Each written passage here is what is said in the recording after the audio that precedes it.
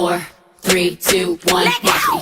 Level up, level up, level up, level up, level up, level up, level up, level up, level up, level up. All this on me so yummy, all this sauce so yummy. No, you want this yummy, yummy all in your tummy. Nosotros somos Juan David Barón, Juliana Giraldo, Valentina Laverde, Sofía Garzón y quien les habla, Jessica Guerrero, del grado 11B.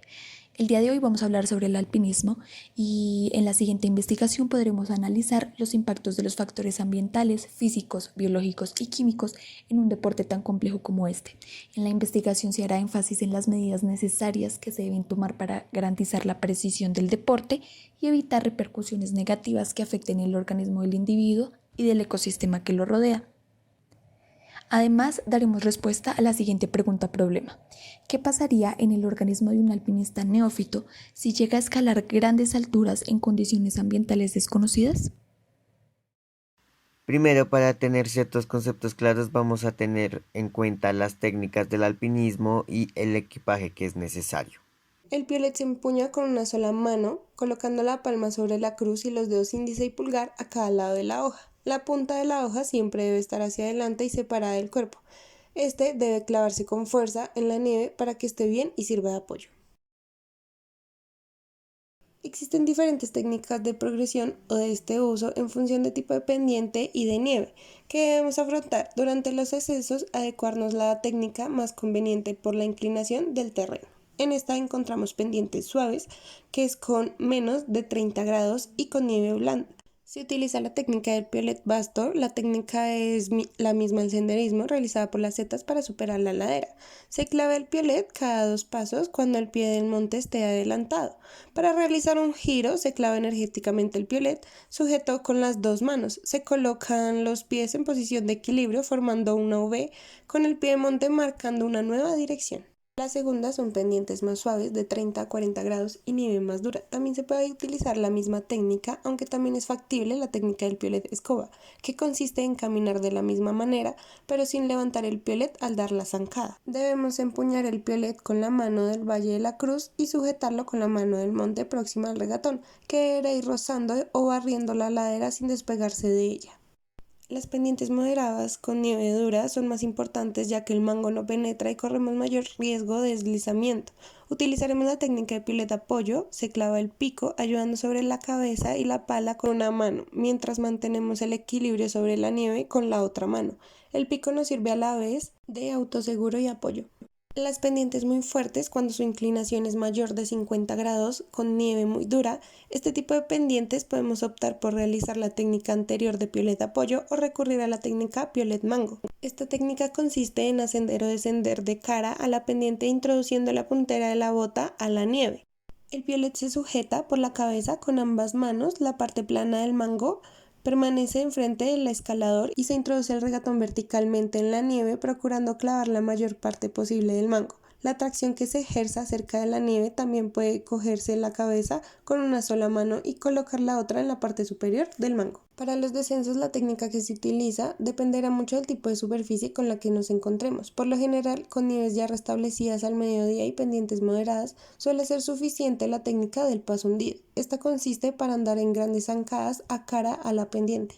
Si la nieve está un poco más dura, los pasos deberán tener fuerza, descargando el peso a cada paso sobre un talón sobre la pierna rígida para hacer un pequeño peldaño. En estos casos podemos llevar el piolet sujeto por la cruz con la mano paralelo a nuestra pierna y apoyando el regatón en la nieve. Pero si nos vamos a sentir un poco más seguros, también podemos llevarlo sujeto al agarre de autodetención para frenar una posible caída de la forma más rápida en caso de que sea necesario. Dichas técnicas cambian dependiendo de las condiciones de la montaña, por lo que hay unos criterios físicos a la vez que de seguridad. Las nubes altas son nubes que suelen tener forma de estrato de pequeño espesor y amplia extensión horizontal. Con una baja densidad y formadas por minúsculas partículas de hielo, pueden aparecer entre los 5 y los 13 kilómetros por altura, normalmente por encima de los 8 kilómetros. Las estelas de condensación de los aviones también se incluyen, aunque son artificiales. Las nubes medias están situadas en los niveles intermedios de la estratosfera entre los 2 y los 7 kilómetros. Estas están compuestas por gotas de agua y cuando la temperatura es lo suficiente baja por algunos cristales de hielo. Las nubes bajas, como su nombre lo indica, ocupan posiciones bajas cerca de la superficie terrestre por debajo de los 2 kilómetros de altitud, formadas por gotitas de agua que pueden contener cristales de hielo y nieve en las épocas del año de mayor frío. Existen tipos de aloes y el esquiador de montaña debe conocer y saber reconocer las condiciones que puedan llevar a desencadenarlos. Los aloes de placa son los que más víctimas causan. Estos ocurren más frecuentemente en el invierno y tienen preferencia a las laderas del norte, que no ven el sol durante semanas y donde la nieve no se transforma, tardando más tiempo en estabilizarse. La inclinación de la pendiente es el factor más importante. El riesgo aumenta especialmente a partir de los 27 grados de inclinación y es el rango de los 30 a los 45 el más peligroso. Por encima de dicha inclinación, la nieve no suele acumularse, pues la fuerza de tracción supera a la de la resistencia. Purgándose dichas laderas verticales conforme las nevadas que suceden, podemos estimar el ángulo en la pendiente utilizando 2 bastones de esquí. Si el bastón horizontal cruza el bastón vertical por encima de la mitad, la pendiente tendrá más de 27 grados de inclinación. A partir de ahí entramos en terreno potencialmente peligroso y habrá que comportarse con la prudencia adecuada. Las placas de viento son superficies de nieves conectadas entre sí, que forman una capa con adherencia precaria sobre la base inferior. Suelen formarse tras nevadas con viento, aunque también se pueden formar en días de viento, aunque no haya nevado en días antes, arrastrando la nieve de la ladera expuesta al viento de la ladera contraria, llamada ladera de sotavento. Tienen un anclaje precario sobre la nieve debajo que podrá romperse ante la sobrecarga del esquiador y empezar a deslizarse la ladera debajo. Vamos a hablar específicamente de lo que pasa en la parte biológica y bioquímica. En primer lugar, vamos a ver la ley de Gay-Lussac. ¿Qué es lo que ocurre? El volumen de los gases se mantiene constante, pero a medida que subimos de altura, la temperatura disminuye y asimismo disminuye la presión. En la altura no disminuye la concentración de aire, esta siempre se va a ir manteniendo estable, sino que lo que disminuye es la presión atmosférica. En consecuencia, disminuye la presión de todos los gases presentes, como el nitrógeno, oxígeno, entre otros. Y conforme ganamos altura, va a haber menos temperatura y asimismo menos presión. Ahora bien, ¿qué pasa en el organismo de un alpinista? A más altura aumenta el proceso metabólico, es decir, hay un proceso de catabolismo continuo. Esto quiere decir que hay una serie de reacciones de descomposición, como la glucólisis, en la que obtenemos energía. Es por esta razón que si el alpinista quiere tener un buen rendimiento a la hora de escalar, debe tener una buena alimentación en la que se consuma entre 4.500 a 6.000 calorías. Dado que a más altura la presión disminuye y la cantidad de aire que respiramos también, el cuerpo recurre a la respiración anaeróbica. Lo que sucede es que las células musculares realizan un proceso de fermentación láctica, dado que las células no pueden obtener el oxígeno suficientemente rápido para satisfacer sus necesidades de energía a través de la respiración aeróbica. Al darse la respiración anaeróbica es cuando hay más gasto calórico, y dado que el alpinismo exige un gran trabajo por distintos factores tales como el grado de inclinación de la montaña, la fuerza gravitacional, las condiciones climáticas, la poca fuerza de rozamiento que se da al contacto con la nieve, dificultan y requieren un mayor trabajo de nuestro organismo y por ende más gasto energético. Es decir, aumenta el esfuerzo de los músculos y la fermentación láctica de los mismos, generando un desgaste muscular y ese sentimiento de cansancio.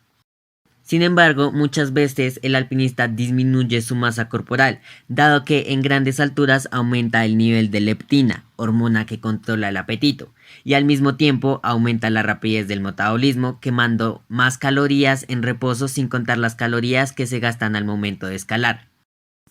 Y precisamente por esa falta de apetito y que el metabolismo es más rápido, es que el deportista necesita una buena alimentación, o si no el cuerpo empieza a gastar sus reservas con tal de suplir esa necesidad, siendo perjudicial para el organismo. Por otra parte, tenemos que tener en cuenta otros factores. Uno de esos factores es el VO2 max. El VO2 max es la cantidad máxima de oxígeno aprovechable al respirar que se puede usar al momento de realizar un deporte. Este se expresa en mililitros de oxígeno por kilogramo corporal y minuto. El VO2 max es muy importante pues ante grandes esfuerzos con elevada resistencia, un mayor VO2 max nos dará la oportunidad de alargar el tiempo en el que nuestro organismo aprovecha mejor el oxígeno. Para los alpinistas, tener una buena capacidad pulmonar es fundamental, pues cuando realizan este deporte hay situaciones en las que la altitud no permite que haya un nivel de oxígeno normal, obligándolos a aprovechar mejor el oxígeno disponible. Es por esto que antes de escalar, el alpinista necesita tener una adaptación paulatinamente y también necesita una alimentación adecuada o si no puede presentar complicaciones en el organismo. Puede generar algunas consecuencias, algunas respuestas fisiológicas respecto al cambio de altura y presión. Y dentro de estas consecuencias podremos ver la fatiga muscular que puede generar hipoxia, precisamente la ausencia de oxígeno, el incremento del ritmo respiratorio mediante la hiperventilación y también podremos ver que se produce alcalosis respiratoria gracias al descenso de la presión parcial de oxígeno. A nivel cardiovascular, el corazón late más rápido, aumenta la frecuencia y el gasto cardíaco se eleva, igual que la tensión arterial pulmonar. Ahora vamos a hablar de las calorías, que son una unidad de energía térmica equivalente a la cantidad de calor necesaria para elevar 1 grado Celsius la temperatura de 1 gramo de agua. También hace referencia a la cantidad de energía que pueden aportar los alimentos a nuestros tejidos. Una caloría se mide en kilocalorías sobre 100 gramos de alimento. Según la altitud y el frío, el alpinista debe consumir entre 4.500 y 6.000 calorías. La metabolización de las proteínas tiene un gasto energético del 20%, las grasas entre 6 y 8% y los hidratos de carbono o carbohidratos entre 4 y 5%. En resumen, no es recomendable el consumo de proteínas en pleno esfuerzo, pero sí para la fase de recuperación. Esta tabla nos muestra de una forma resumida la dieta recomendada para un alpinista en 3 diferentes momentos como lo son antes de la actividad física, durante y después. La ganancia de masa muscular consiste en la ingesta de una mayor cantidad de calorías de las que quemamos durante el día para aumentar la masa de nuestros músculos. Alimentos como el huevo, los productos lácteos, las proteínas de origen animal y los granos aportan una gran cantidad de calorías que nos ayudan con este objetivo. Pero cabe resaltar que esta ganancia depende de factores como la frecuencia y la intensidad con la que una persona hace ejercicio, su peso y su tolerancia a los alimentos recomendados anteriormente. En el caso de un alpinista, la ganancia de masa muscular es muy importante, pues le permite tener mejor rendimiento a la hora de practicar su actividad física. Es importante que desarrolle todos sus grupos musculares para garantizar un desempeño óptimo en la realización de este deporte. El alpinismo no solo implica una preparación física y mental, también requiere un seguimiento constante de los cambios climáticos y del tiempo adecuado para realizar esta actividad. Según lo anterior, los alpinistas buscan expandir sus conocimientos atmosféricos como uno de los objetivos principales para prevenir posibles accidentes. Además, que esta actividad suele realizarse mayormente en épocas donde hay mayor precipitación.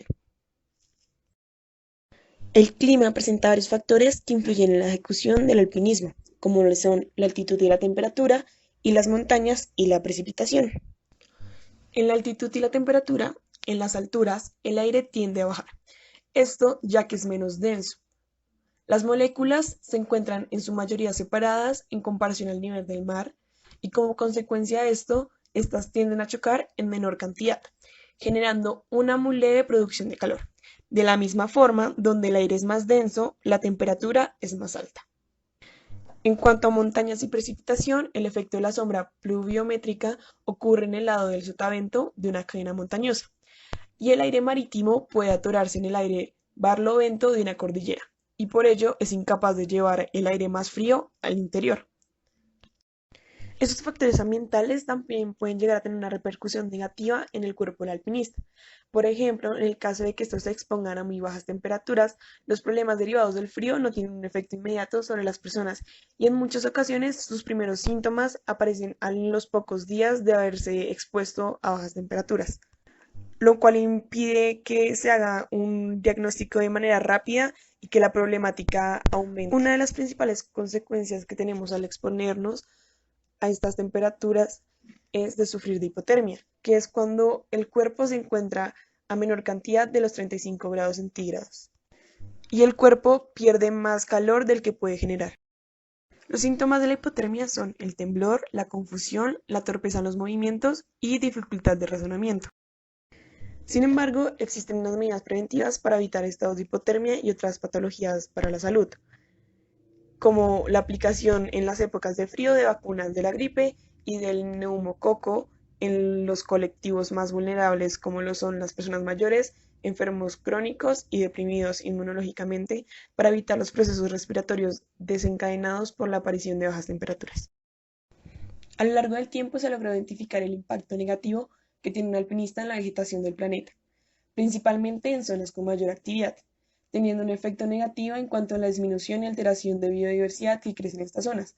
Además, se identifica que las erosiones son provocadas por el uso de cuerdas de escalar y entre otros implementos utilizados que afectan de manera agresiva al ecosistema.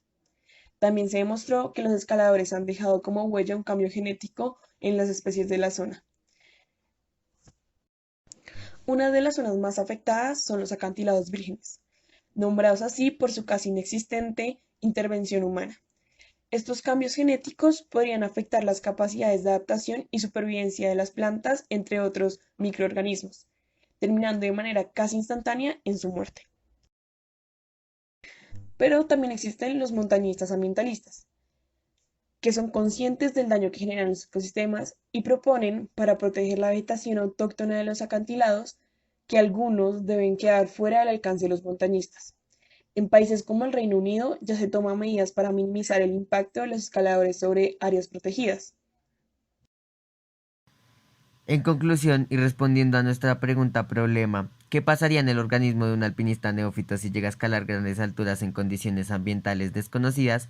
Podemos evidenciar que un alpinista neófito que no tenga la preparación física adecuada, en la que no haya evaluado la capacidad de oxígeno de su cuerpo, la reserva de nutrientes que necesita y su adaptación metabólica, puede presentar distintos problemas a nivel físico, emocional y psicológico al exponerse a condiciones climáticas desconocidas, probablemente no aptas, en donde la altura y la presión sean factores que jueguen en su contra, afectando su rendimiento a la hora de escalar.